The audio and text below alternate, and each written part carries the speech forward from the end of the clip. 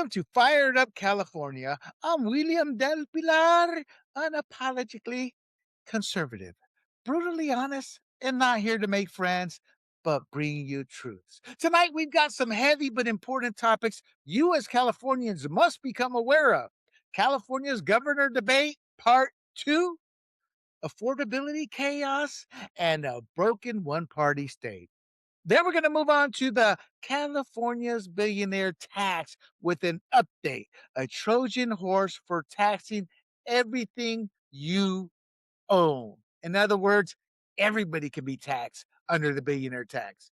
And then California's hidden VMT tax. There's no mileage tax on cars. They're putting it on your house, and it has already passed and been signed into law by Gavin Newsom. We will fill you in on that. And then we're going to close it out with, as a marketer, what I thought was incredible. Spencer Pratt versus Karen Bass versus the other Democrat running in the LA mayor's race. The viral homelessness ad Los Angeles can't ignore. And this ad has gone viral nationwide. So we got a heavy show, but it'll be a fun show. So let's bring the panel in. Let us start with the beautiful senorita Annette Ross.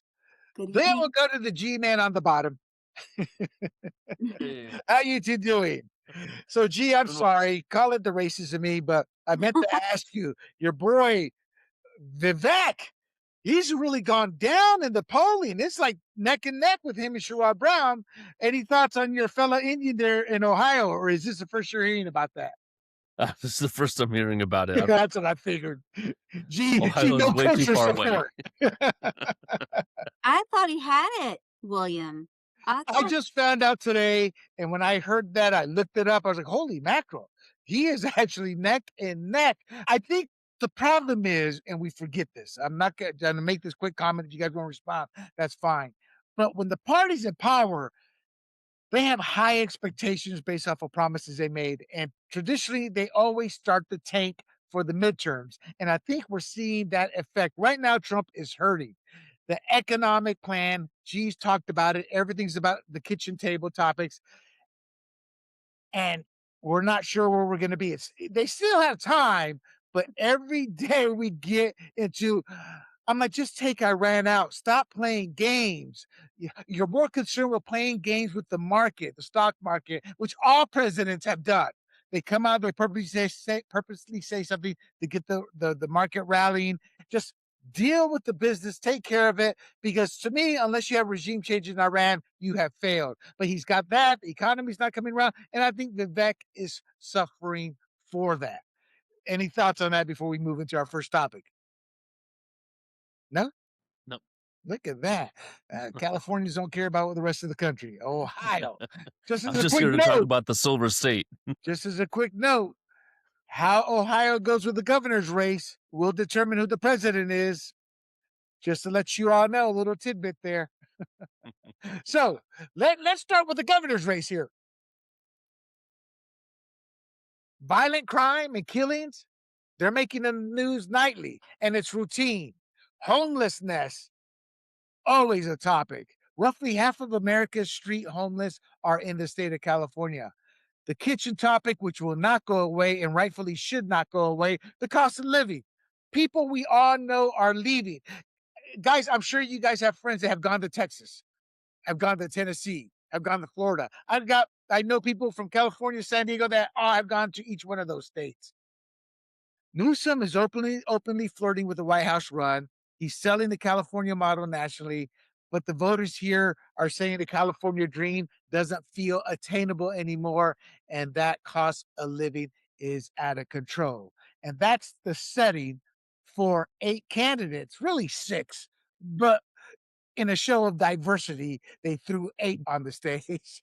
So this is the audition for who inherits Newsom's mess or who doubles down on it. So a quick hit here, Annette. How do you run for president if you're Newsom off a model that's delivering record homelessness and a cost of living crisis at home? How does Newsom run for president on that? To digress for a quick well, moment. I watched his interview with Bill Maher on Friday night, and he said, "We need new talking points." And he came out with a book. Well, that's what he said. And he said it like 3 times. We just need new talking points, William. And I guess that's going to convince everybody that this is a rating success. Oh my The thing that god. he talked about was his book and how he grew up, and a shout out to all single mothers. And he had a difficult relationship with his father. I guess he's trying to just come off as very relatable. Not easy for him. Working hard person who didn't get all of the things handed to him. Oh So my god. no, that's what he says, though. That's what he said. He made it very relatable. And then Bill Maher fed into that and said, "You haven't had it easy. I think your book is not like most political books. I think that people are going to really relate to you in this book. But what about these problems in California?" And he said, "No, people are not leaving the state. We need new talking points. No, things are not, we do not have a crisis here. We need new talking points." And so All right. Yeah. that No, was his, I get it. I get it. It's and his book should be called "How I Bleep My Best Friend's Wife Hard," and then bleep well, the state of California harder. here's my Gee. question for you, William, really quickly, as someone who's very savvy about these things. How come he can say all that and almost convince you? That's what's Oh, shocking about it. he's charismatic. Obama's charismatic. He could do it as well because there's no pushback. The question I have to you, did Bill Maher push back on him?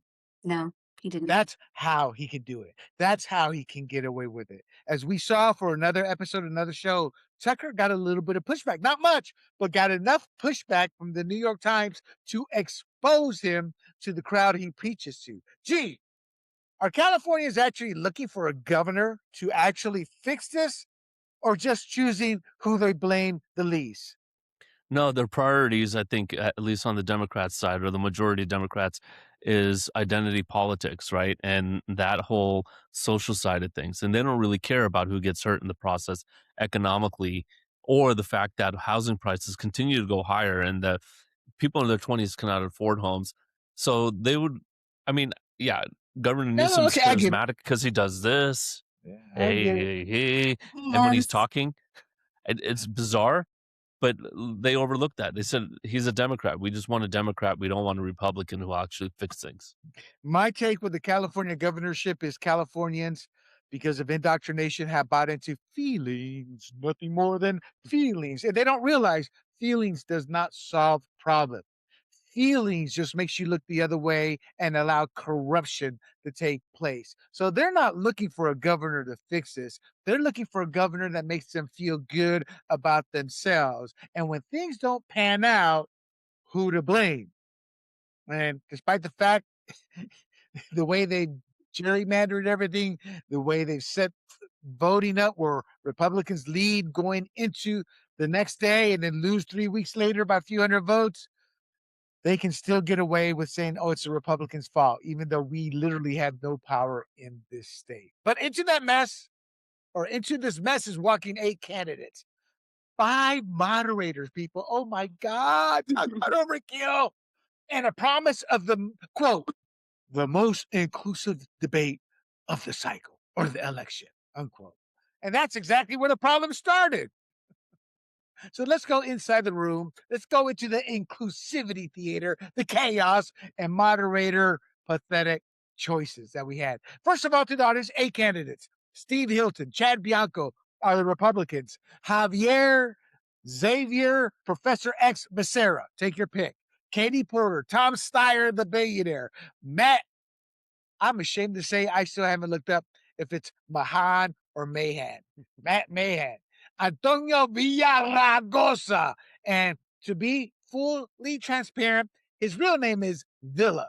Antonio Tony Villa. He added he combined him and his now divorced wife's last name to create Villaragosa. Why? So he could sound more Latino. True. 100% true. And then there's my fellow Panameño, Tony Thurman, who is purely American born, probably has never been to Panama, but his mother is Panamanian. Rest in peace. She passed away of cancer. Those are your 8 moderators. I mean, your 8 candidates. Then you had 5 moderators. Pat Harvey, very nice lady she seemed, absolutely useless as it became chaos. And then Tony Lopez is trying to just look nice for the camera. Yo soy Latino. This is an inclusive debate. Look at me. Oh, he was useless in helping Pat Harvey. And then we had the best moderator of the debate, Julie Watts. Real quick, Annette, I know you love Julie Watts. What did you like about her? She was tough. She said, "I'm not afraid to turn off the mic." She kept people on the course to actually answer the questions, and then she fact checked them. All right. She's my girl. Then we Equally, had she equally fact checked them. Yeah, right.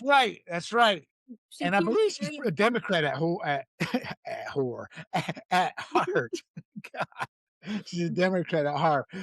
Then there was Ryan Yamamoto with the big lie of the night, and then there was Sarah Sadwani, who just really isn't even memorable. So I bring this up because I want you all to think about it. There's 8 candidates on the stage. There's 5 moderators.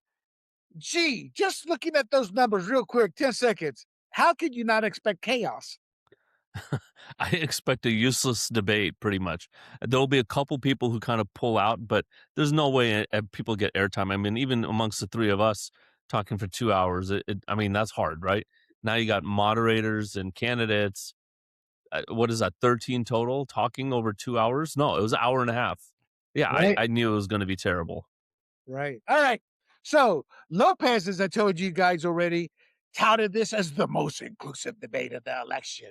And that inclusivity came from insisting on low polling Democrats. Why? They wanted a black candidate in there who stuck at approximately 1%. Some polls he doesn't hit 1%, other polls he hits 1%. And then you had Tony Villaragosa, who some of the outlier polls showed him at 3 to 4%, but he's actually at about 2%.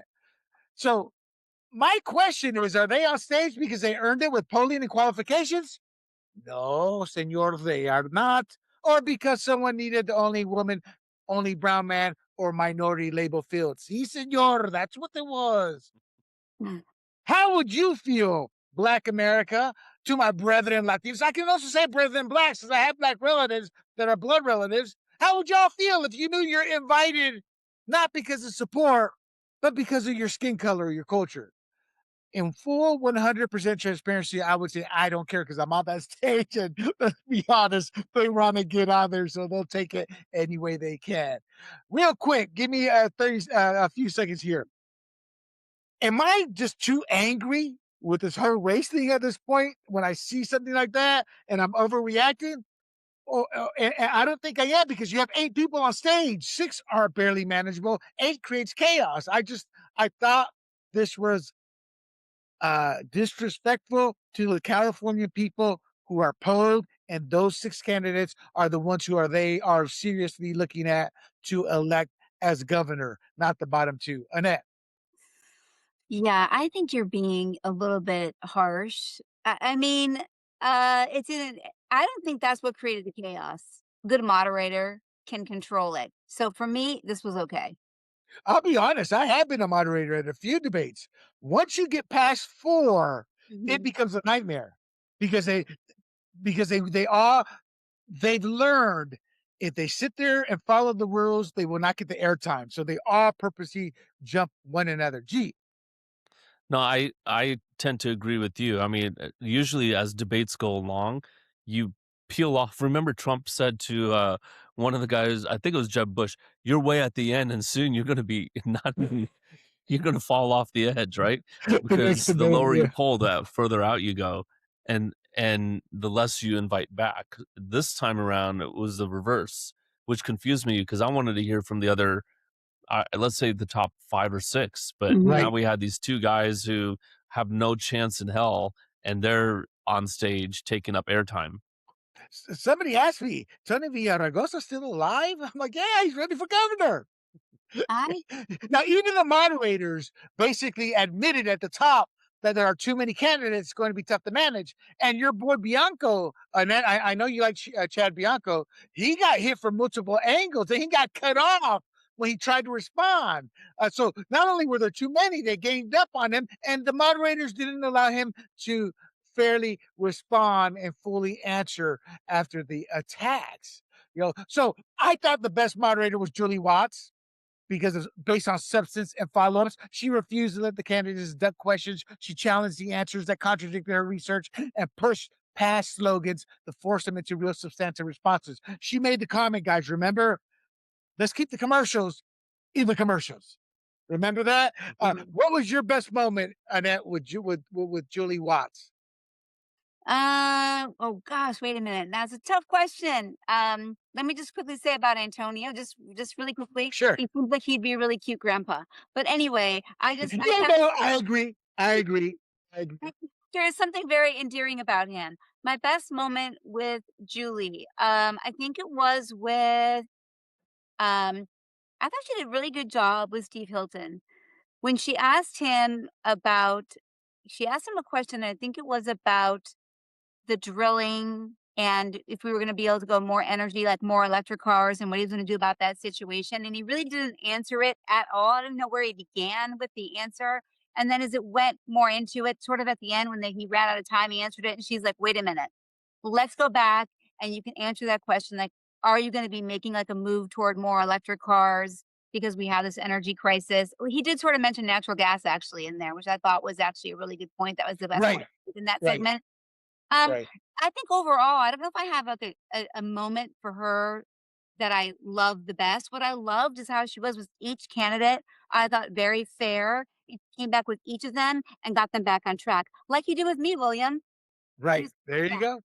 I thought, and I apologize, and then I should probably toss this one to you because your thoughts. But yeah. I thought the best one of the night was when she challenged Becerra and said, "Well, you can't do that. It's the Constitution won't allow that." And then that was a domino effect. Every candidate started jumping on him, and I believe that was to freeze the gas tax. Mhm. And another candidate said the same thing.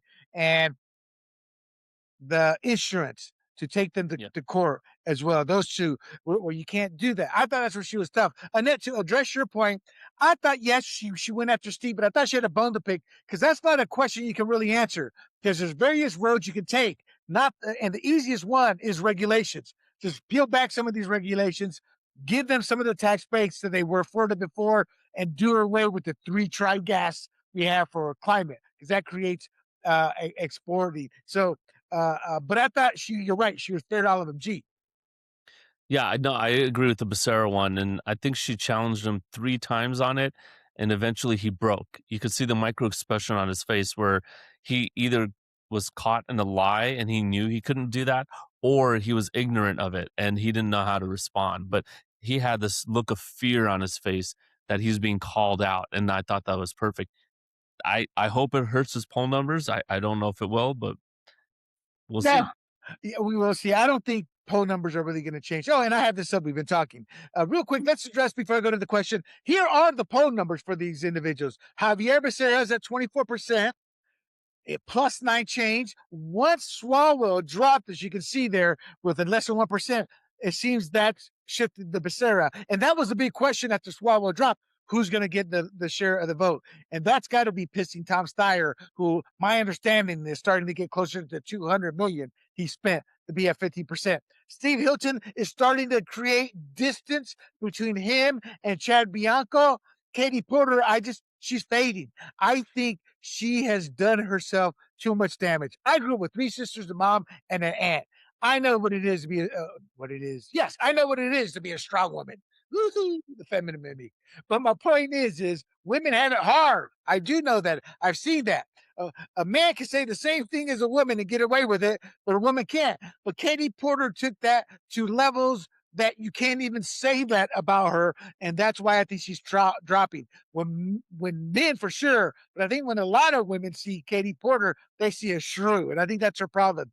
Matt Mahan, I think he's just boring. He's just vanilla, and not because he's white. He's just vanilla in a general term. Antonio Villaraigosa, I think he's past his prime. I just don't think he has a personality. Tony Thurmond did not belong on that stage. Any thoughts on this primary poll? I agree with you. I called it last time we talked about this. Becerra is the establishment candidate, and they're going to steer all the Swalwell's people behind him. And that's scary. That's scary because he's the one who takes emergency powers and abuses them. Exactly. Annette, any thoughts on the poll?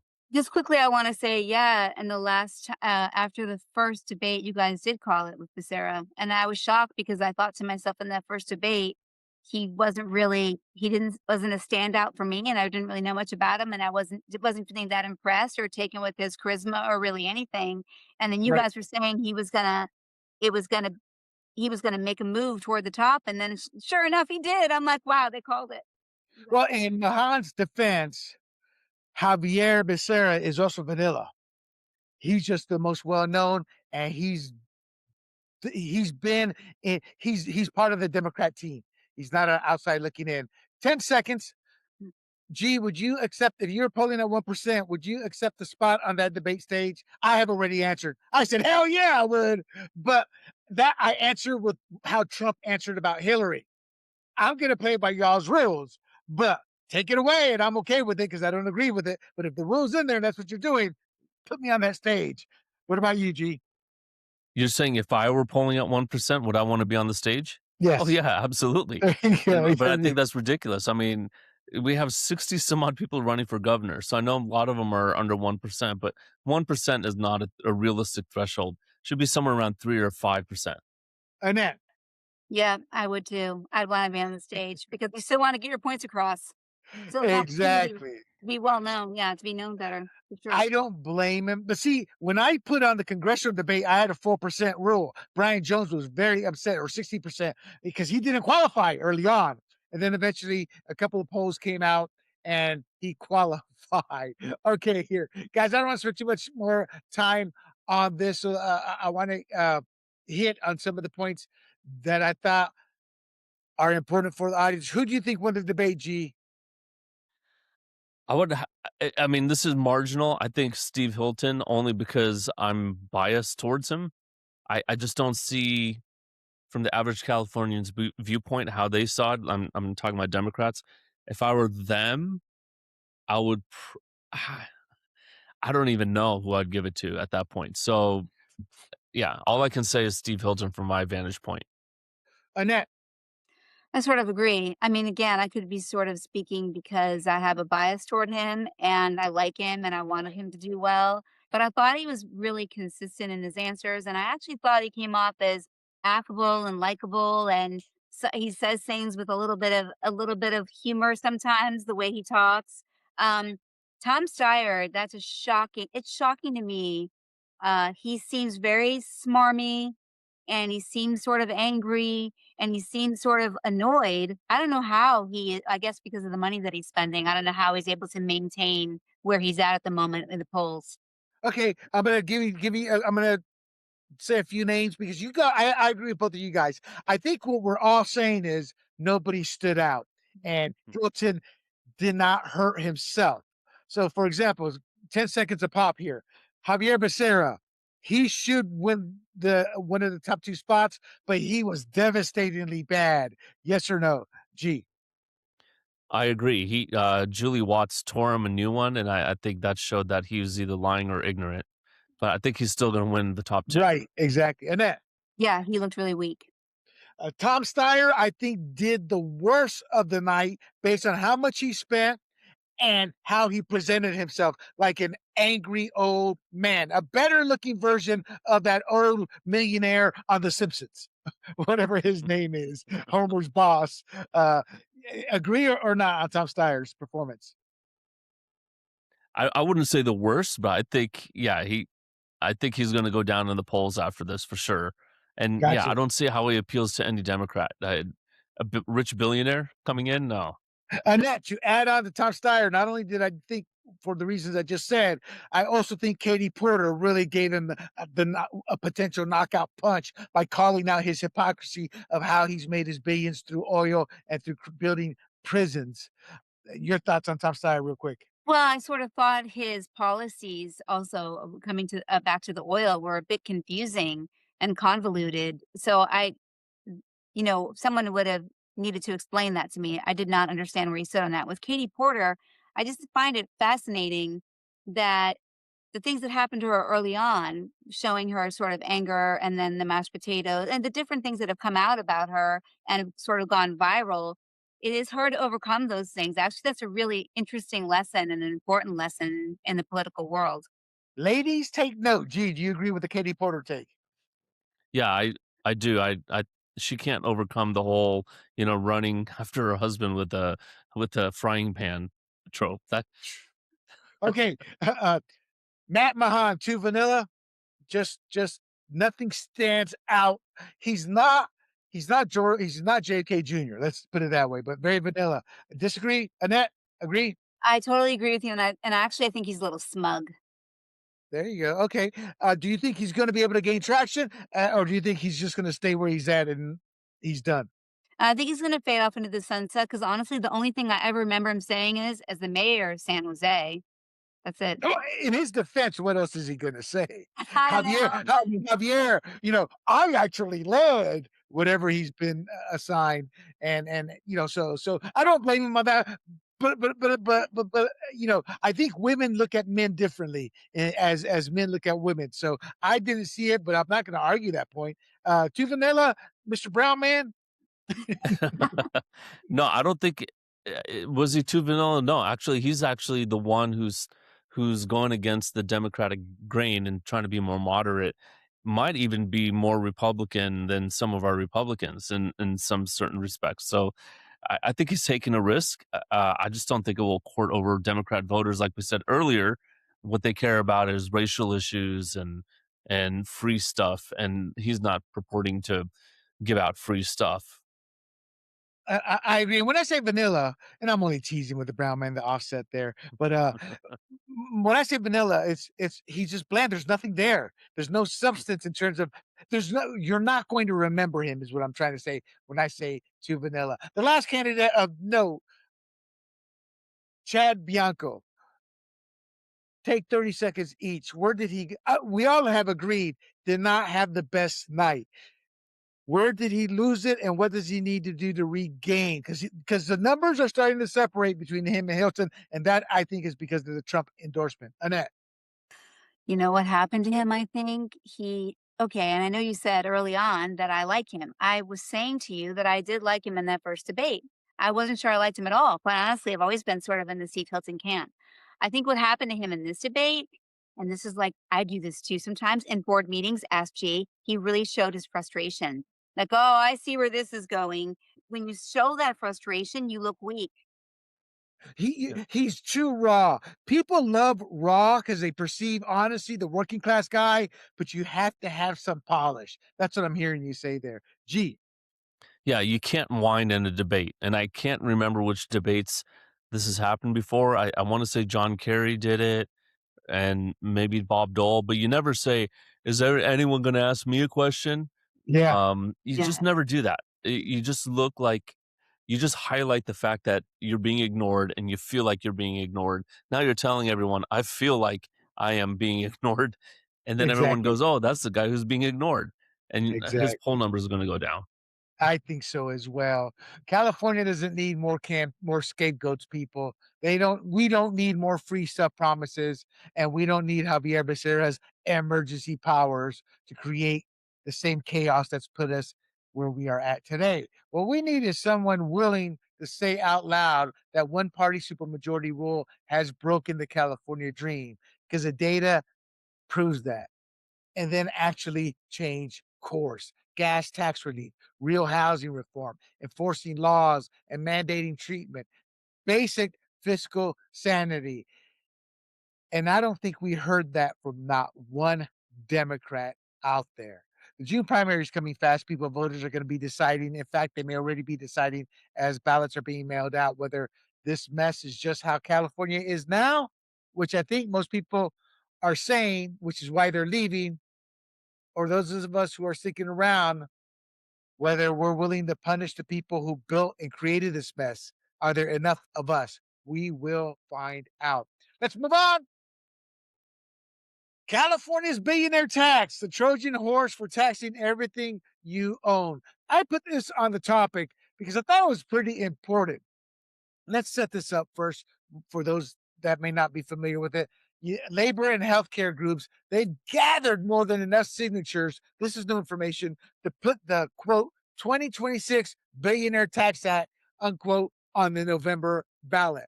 They're branding it as we're just asking about 200 billionaires to pay their fair share of one time 5%, only 5% people, only a 5% tax on their wealth. And that's going to fund healthcare and K 12 schools. How can you be against that? Now, the reality is, California already has some of the highest income taxes in the country. It's bleeding high income tax residents and businesses.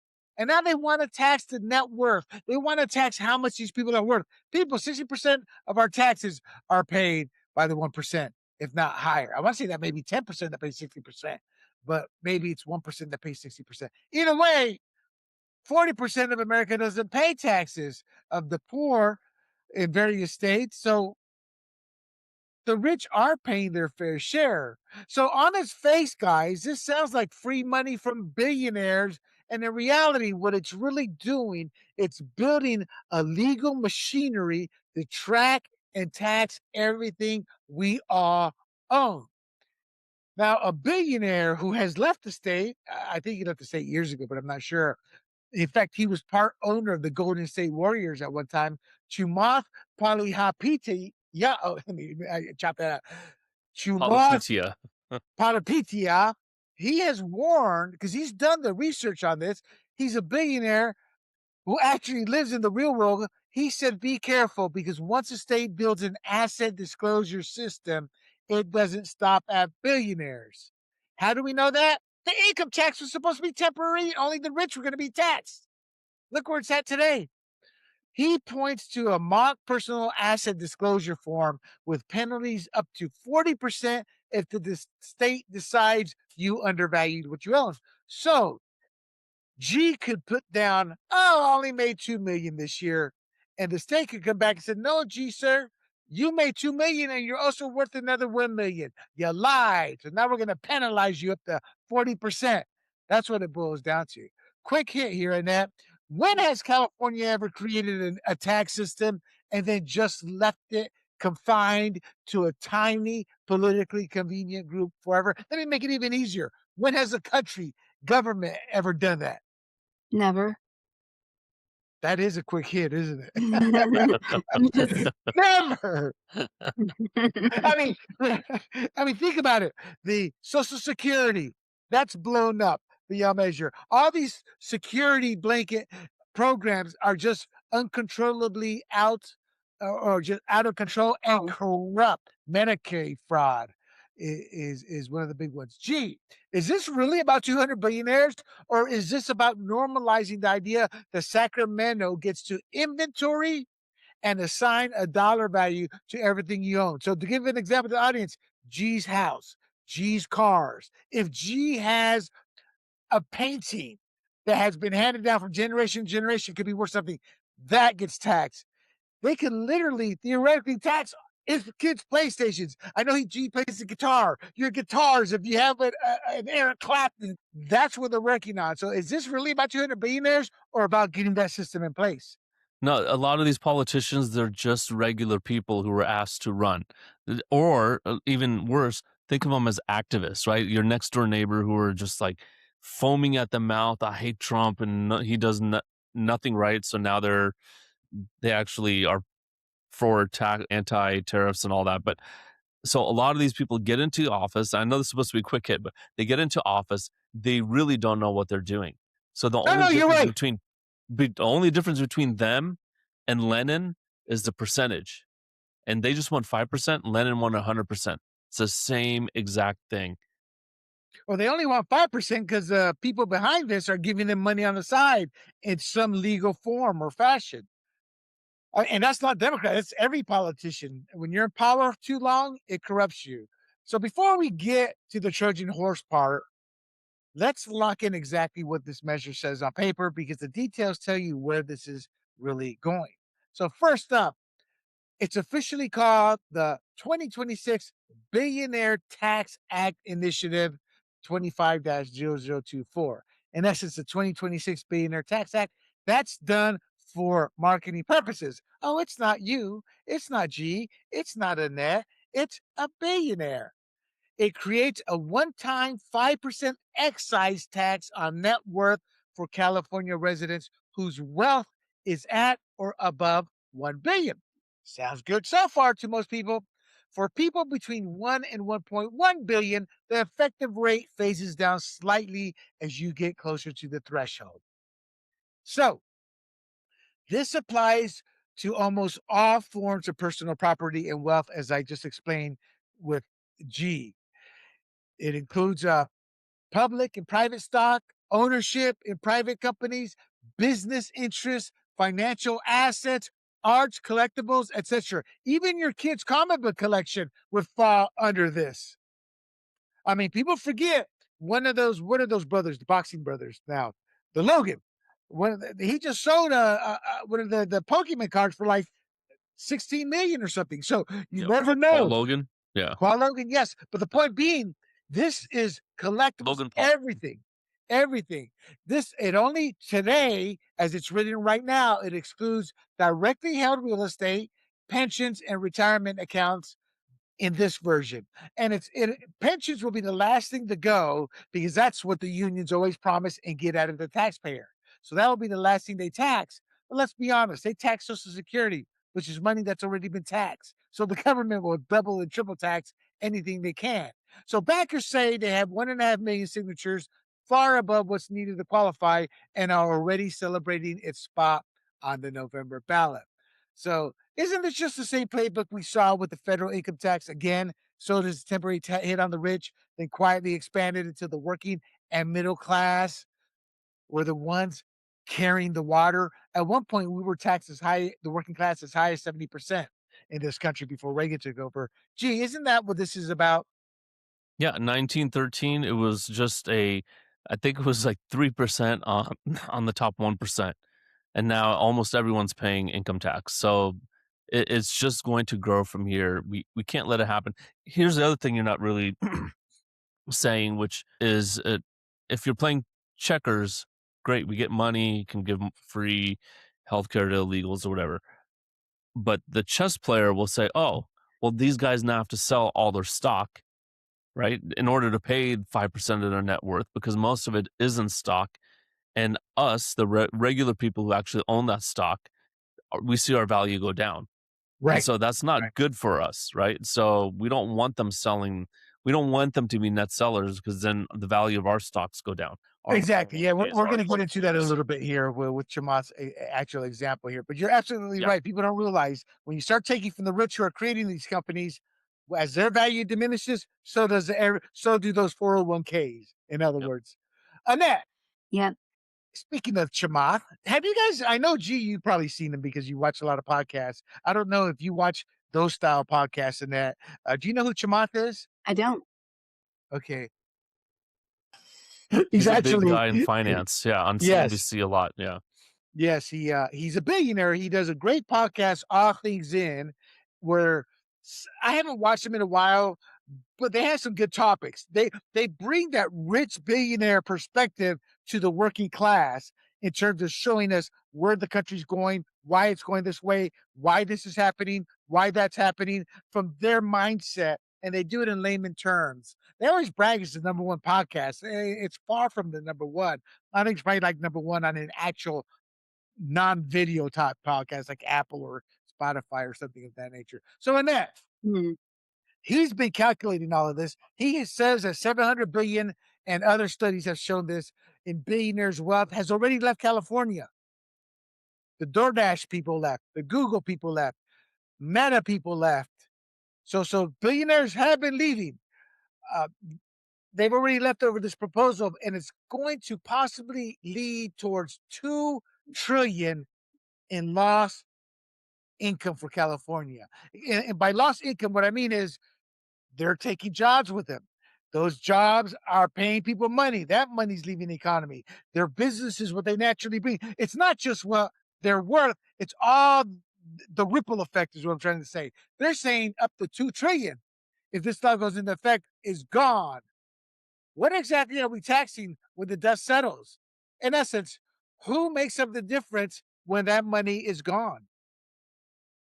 Well, I mean, obviously, it'll be who's ever next in line that has something, but can I tell you what I really think about this? I think it's a little bit of a different take than you guys are talking about all the economics of it, which makes sense, but I think this is actually really mean-spirited.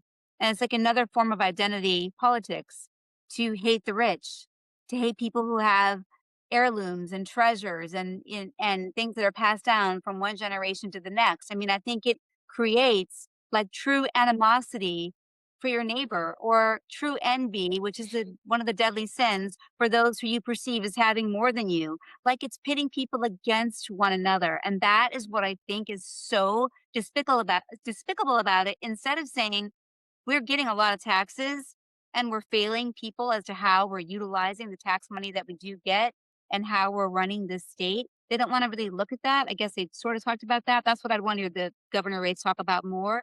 And instead they're pitting their neighbors against one another. You know what I'm saying? I No, think no, no, it's you're correct, correct, but that's how it's been since the dawn of time. It's really class warfare. Yeah, it has. Kings have fallen because of class warfare. Look at the king eating the big old pig over there. What are you eating? You see the poor but people. that's That it's the exact same thing. It's class warfare. That's yeah. what it boils down to. Class. They're saying, look at the rich, the billionaires. They're not doing what? Paying their fair share, despite the fact that data says otherwise. It's a Democrat talking point. It's an Alinsky tactic. It's their bread and butter, and it Like, works. It works. then I can say one more thing then about that. Governor, I would say Gavin now. Governor Newsom said he was against it and to Bill Maher, which is very convenient for him to say now. Well, yes, yes, he's a pathological liar and a narcissist. So he's going to say what is convenient. He also knows this is this is he's smart enough to realize this is a loser. And if he backs it, his billionaire donors won't back him for his Mhm. presidential run. All right, let's get to Mark's warning in plain English. So he posted a hypothetical personal asset disclosure form. You list everything you own. The state decides if you undervalued it. If they think you did, you could be hit with the penalties for up to 40% of the tax, as I explained with G's example there. But his point is that the billionaires have lawyers and accountants to navigate all this. Middle class, we don't. We can't afford these high price accountants and small business owners. So, step one, we just need billionaires to disclose and pay a one time 5% excise tax. Step two, we are okay. I'm sorry. Before we get to that, where is he wrong in his thought process, G, in making that statement? They have all the accountants to navigate this. Like the big myth in the 50s and 60s and 70s. Oh, the rich are paying 70%. No, they weren't. They had accountants that figured out how to keep their wealth. The working class did not. Your take, G, on his No, during comments the about that. 50s, I'll correct you a little bit. During the 50s, it was 90% marginal tax rate at the very top. And Oh, you're that's right. right. That's right. Yes, JFK 90%. cut it to 70 and then Reagan cut it from 70 to 28. So you're right. In the 50s, nobody paid the 90%. Why would you earn a dollar and only keep 10 cents, right? So what you do is you put into deferred assets, right? Like pensions. And you say, okay, well, instead of paying myself now, I'll pay myself later down the road, put in this pension. And then you spread out your income so you never pay the 90%, right? Yeah, You G, always pay the 20% but why were they able to do that? because they have accountants and lawyers. Exactly. Exactly. And then your thoughts. Well, I think they're gonna take all of the figurines behind you, William. No, not my Deadpool and Wolverine, not Spider-Man. They're worth more than I you better hide the ones above me. think. Yeah, they're worth more than you think. Yeah, that's true. That's true. All right. So he talked about the system creep, how it creeps along and keeps growing into a behemoth that before you know it is taking everything like the blob. He says step one, we just need billionaires to disclose. This is how he's saying it'll work. We just need billionaires to disclose and pay a one-time 5% excise tax. Step two, hey, we just built an asset disclosure system here in Sacramento. Why not expand it to the 100 millionaires? Why not expand it to those who are worth 50 million, 10 million? Why not just expand it to the millionaires? Step three, The fairness argument. This is the class warfare in that. The fairness argument. We need everyone to disclose so we can catch tax cheats, which eventually means you, Annette, you, G, me, declaring the value of our home, our business, our car, our savings, our figurines, your guitars, your wheelchair, Annette. These people don't care. Yeah. And the nightmare, how do you value a private business, a family partnership, or a long held piece of art in a way that the state won't challenge? Because the state will decide if what you determine to be the value is fair or not. Thoughts on the creep system there, G? To me, that's how history has proven him right. He's just putting it in layman terms. No, you go to the income tax thing of 1913, it was 3% of the top 1%'s income. You go to Social Security, which was only supposed to you were only supposed to pay 2% in. Now we're at 13% and it's still going broke. So yeah, it is just going to be so just add the 5% if it's middle class, if it ever gets down there, 5% that you lose every year on top of the 3% inflation. That's 8% you have to earn on your assets just to break even. Exactly. Exactly. And And Annette, go ahead. it's Go ahead. it's complicated though, because, like, we have a picture in our house, a painting, it's from a long time ago, that you could look it up and say the value is X, but there's no way I could sell it for that. There's no market for it for someone to buy, but yet you're saying they could tax it. Someone else is determining how. No, that's the whole point. It's not it is complicated, Yeah. but not to them. They will figure out a number to put in that doesn't agree with your number, and then they jack your penalty fees up to 40%. That's And like the living in a scary world. That is a very oh, frightening. class warfare. When 40% of the base doesn't pay taxes, they can this is when we don't educate our kids to critically think, when we allow people who weren't born and raised in this country to come and run for office, this is what we get. People want feelings. This is what I would argue with my former partner, Big John. Libertarian is anarchy, chaos, stay out of our lives, or what's wrong with this, what's wrong with that. Well, this is what's wrong when you have an open society.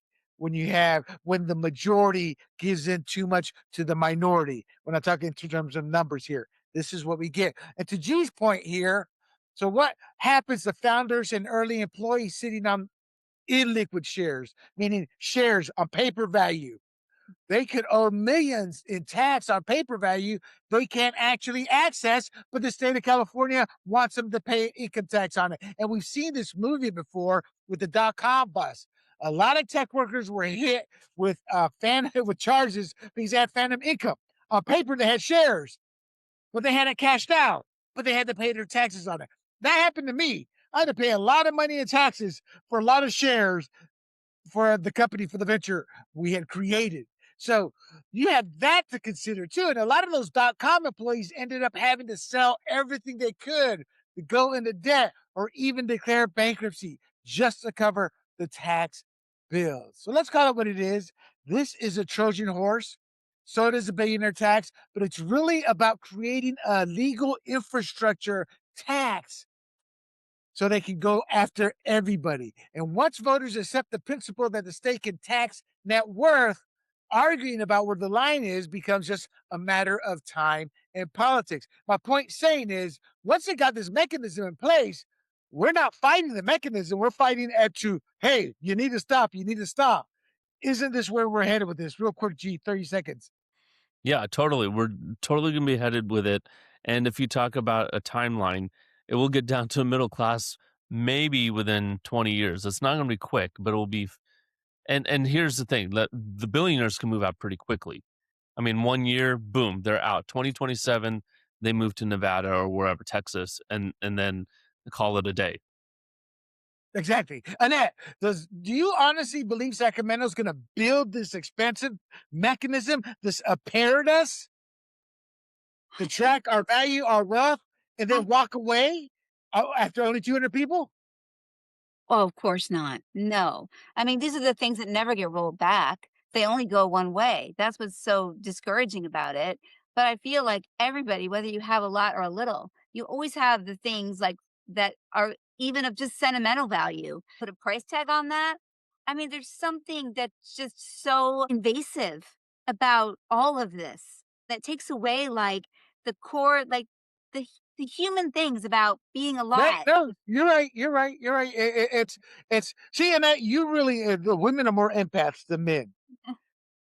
But that's what's gotten us into this mess. You're right. It's all unfair. It's all this. But the reality is, it's happening, and they use those feelings of pay your fair share. They're not paying your fair share. Oh, it's all the billionaires class warfare. Hate, the emotion of hate. I hate those billionaires. They're not paying their fair share. They use everything that does not belong in government. They use it to grow government. What I have in front of you, my friends, Section 50310. The legislature may amend the 2026 Billionaire Tax Act by statute, passed in each house of the legislature by roll call vote, entered into the journal, two-thirds of the membership concurring. If the statute is consistent with and furthers the purposes of the 2026 Billionaire Tax Act. The purpose of the Billionaire Tax Act is to gain revenue for the state to pay for programs. What this says is they can expand it with just a roll call vote. That's in the bill that we will, or the proposition that we will be voting on. So, in essence, if this passes, they had carte blanche. Is that how you say the word? Carte blanche to open this Uh-huh. tax up to not just billionaires, but the centimillionaires, then the millionaires, then the working class.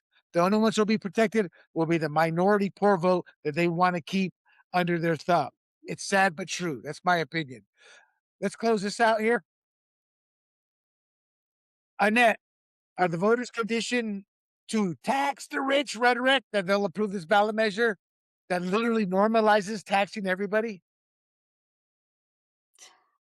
I hope not. They're using they're using feelings. Well, I don't I don't think so. I don't think they're using feelings because I think they're actually uh full of hate for all people, Well, not that's emotion. That when I say feelings, I mean emotions. They're using emotions to drive this. They're not paying their fair share. That's hate. It's a feeling. It's the most powerful. I think hate is a more powerful feeling than love is. Love is a more fulfilling feeling, but hate to me is more powerful. well, I don't think it's gonna pass. I'm with you. I think things. I don't think. I hope it doesn't. Gee, at what point did California say instead of inventing new ways to grab money, maybe try not to light the budget on fire with money we don't have, as they do every year? I mean, with all the fraud happening, isn't there? I think so many people are thinking like that. Your thoughts? Yeah, I mean, Nick Shirley came out with his expose, and what did the Democrats in Sacramento do? Oh, well, we need to get on this immediately and go after Nick Shirley, not go after the fraud, right? So they don't care about the fraud. And here's the other thing, like if we got in a place where we didn't have to fund people coming here illegally and funded our citizens and our legal immigrants, then our budget would, I think, would be just fine, personally, especially school budgets. I mean, our schools are overflowing with people who aren't here legally, kids who aren't here legally, and that's a whole nother topic. But if you talk about the amount of money you would not have to spend, then you wouldn't have to go after this. And so if you go after 5% of the billionaires, you can do that once, they all move out. Then the Exactly. Democrats get addicted to this and go, well, let's go after, like you said, the centimillionaires and then the millionaires and then the middle class. And if the middle class, it won't be 5%, it'll just be 1%. Just one Right. penny. The way Elizabeth Warren says, one penny. Exactly. No, I agree. All right, let's move on. The VMT tax. So Gavin Newsom said he wouldn't sign a per mile tax on drivers. No, but he kind of already has an AB 130, a big sequel reform and housing bill. Now, deep in there in Section 58, it lets state and local agencies charge vehicle miles traveled mitigation fees. So here's how it works. I served on the planning board, so I know how this works. You get a developer wants to build a new suburb. They do a traffic study. Okay, this is going to increase the traffic by this much. You need to pay to expand the roads. You need to pay for all the extra lights. They negotiate that. Now, what they're trying to do is they want to figure out how much mileage that suburb's going to create. and up to 20 years. And they want to charge all of that on the developer. So, as I don't want to spend a lot of time on this, but gee, what does that translate to? I mean, what usually happens? They have to pay a buku money. All of a sudden, that $200,000 house, or I'm sorry, that $750,000 house becomes what?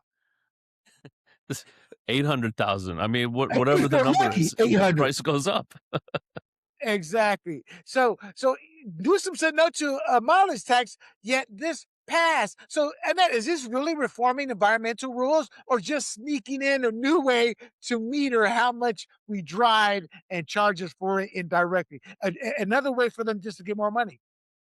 Yeah, and surveil us. Yes. You love to give me the answers, William. Yes. So, I mean, were any of you guys aware of this VMT tax? Yeah. No. Nobody was. This is why you listen to this show, people. All right. So when you tell builders your homes cost more if your buyers will have to drive more, isn't the rural area, the ex-urban and the working class suburbs, aren't we gonna be hit the most, G? I mean, at the end of the day, we're the ones who live. I live in Valley Center. That's a long drive when I used to work off of Miramar. You calculate that my home would have probably cost, I'm guessing, $100,000 more.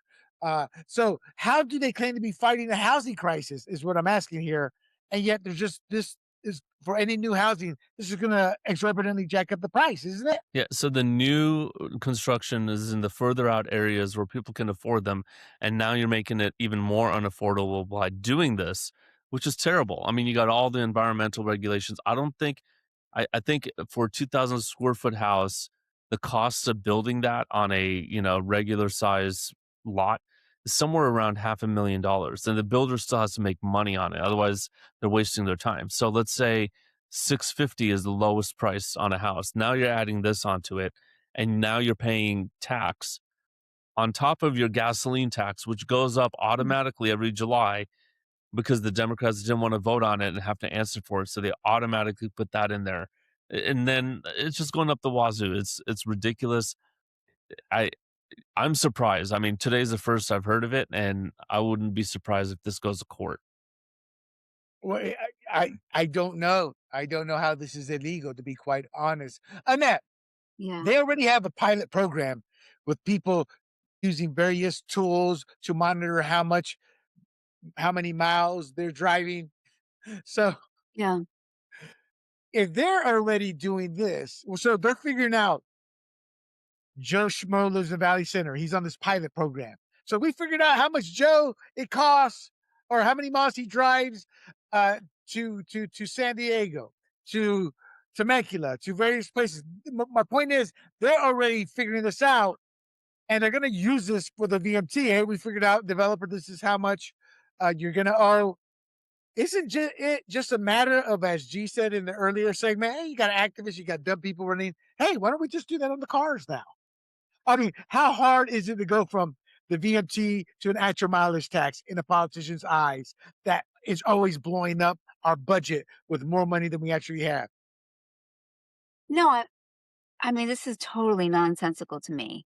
This does not even make any sense at all. And I feel like for me, just as a citizen and someone who lives in the state of California, it makes me not even want to live here. Like, I want to be one of the people who exit stage right. Like, I don't want to be someone telling me how far I can go, where I'm going, knowing where I'm going. I guess they know where we all are anyway all the time. But I, Oh, fair enough. Okay, hold on. Fair question. Final question. What's your line before you and Bill go? We get, we've got to seriously consider leaving California. What's that? I mean, because it sounds like what you're saying is big. It doesn't sound like the cost is what you're saying. It's the big brother aspect now. yes, that's what bothers me about it. It's not about the cost for me. I mean, I don't like it and I feel oppressed living here, but I feel more oppressed when I feel like my privacy and my right I don't know what kind of society they're trying to build, and I guess I get a little conspiratorial, William, but I feel like it's the kind of society where we're all in urban developments that they choose. No, seriously. I mean, I Hey, I agree with you. It's just you're so nice. History has shown us human nature. yes. Strong take from the weak. When you're in power too long, you do not turn into an angel, you turn into a demon. Because power corrupts and it corrupts absolutely. What we are seeing is a one party ruling state since the turn of the century, literally. Because after a couple of years, Schwarzenegger was just a lackey for the unions and the left and climate change. You're seeing one party rule become authoritarian and become big brother. I am not shocked about this. Gee, what's your line as a family man here where you and your wife would go, holy mackerel, it's time to consider? Well, I mean, we're not buying new construction. We have our place. So it just makes me hurt for those people who, like you said, it's going to be the working class that will be way out there, right? Moving and paying that. And then they're still paying the gas tax on the gasoline that they have to put in their car. And if we had to go to a mileage tax, then they'll have to pay that too. And so I don't see how you can squeeze people. What are we headed towards? I think what they want is everyone to live in ghettos. I mean, that's the only thing that Yes. Micro-housing, you that's mean? their You mean dream thing. micro-housing, like Yes. cockroaches. Yes. And, Yeah. Jim Desmond, who is running for the congressional 50th, I think, Yes. he sat there and said that at a debate said, "Only politician I've ever heard say that." Yeah, they want you on the buses. They want you living all like sardines on top of one another while they get to live in their homes, their big homes, and they get the freeways all to themselves. And there's a lot of truth in that.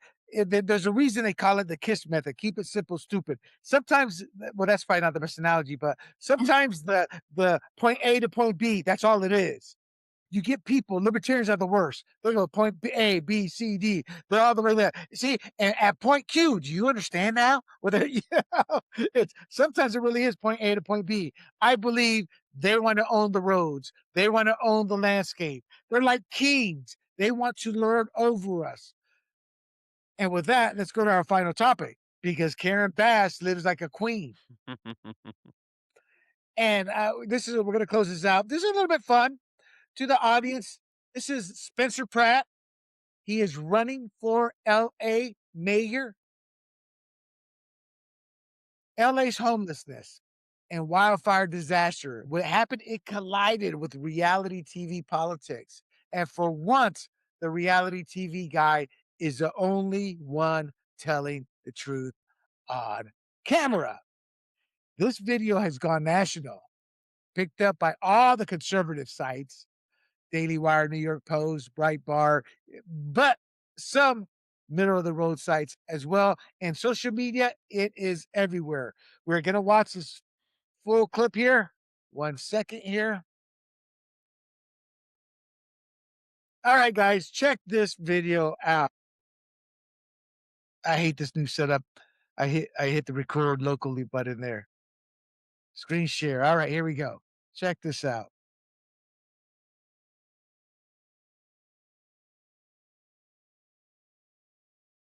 Let me make it slightly bigger there for you guys to be able to see.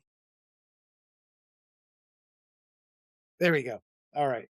This is where Mayor Vass lives. You notice something? Or here, where Nikia Raman's $3 million mansion sits. They don't have to live in the mess they've created where you live. This is where I live. They let my home burn down. I know what the consequences of failed leadership are. That's why I'm running for mayor. For my sons and the rest of us Angelinos that want to stop these corrupt politicians from destroying our city. We are going to get the golden age of Los Angeles back. All right, guys. The reason I love this ad is simple. Let me make sure this puts us oh look. I love it too. It's to me, when I always tell you guys put your campaign manager's hat on. Seriously, I always tell you guys, this is what I'm talking about. This hits the audience hard at the end.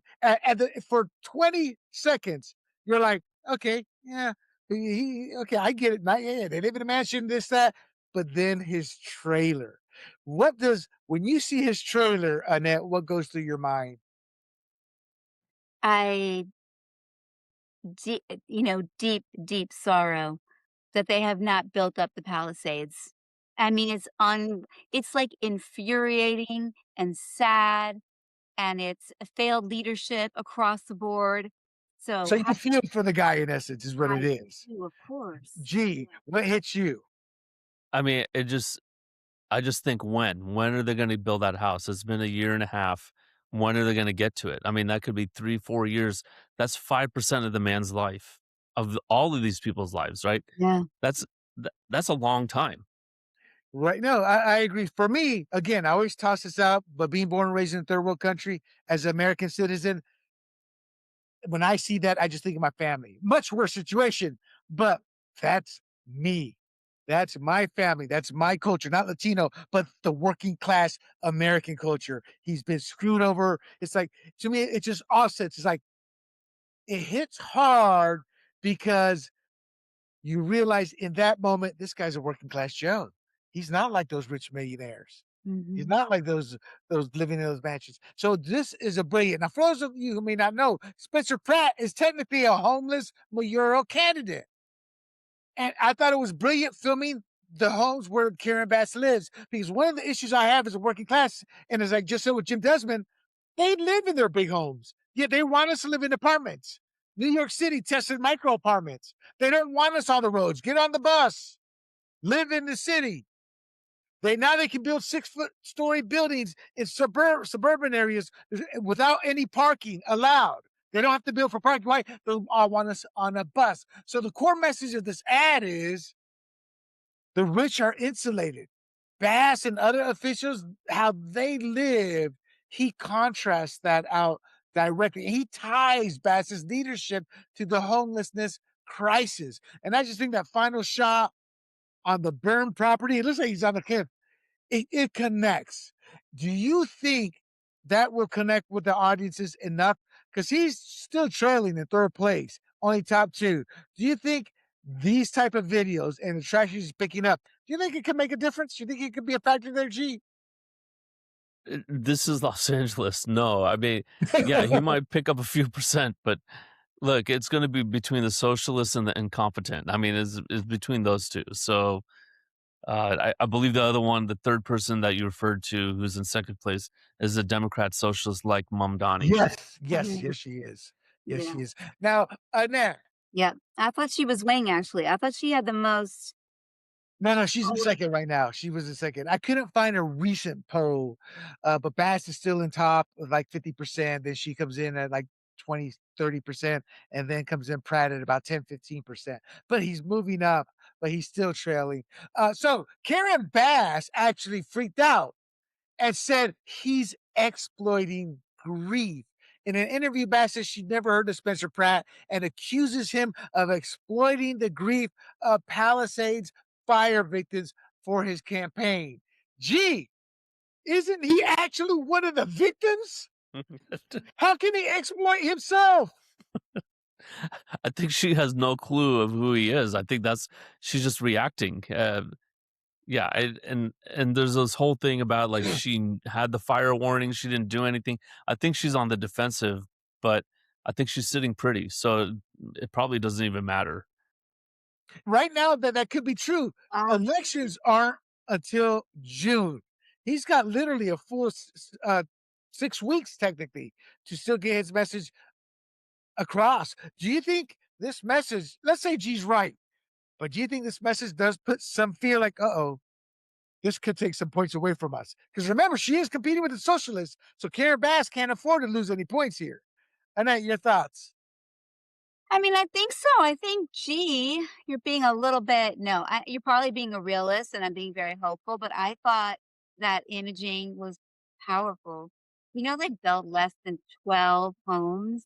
I mean, since those fires, and I know some people who recently drove by and they said you would not, that almost looked like some sort of apocalyptic scene, sort of like what he showed there. I mean, that's real. That's not like fake news or fake imaging. That's like a real situation. So I don't know how that wouldn't move voters to say, this isn't right. We have to do better for people. I don't know why that wouldn't. I think what's going to happen is the socialist is going to get on top.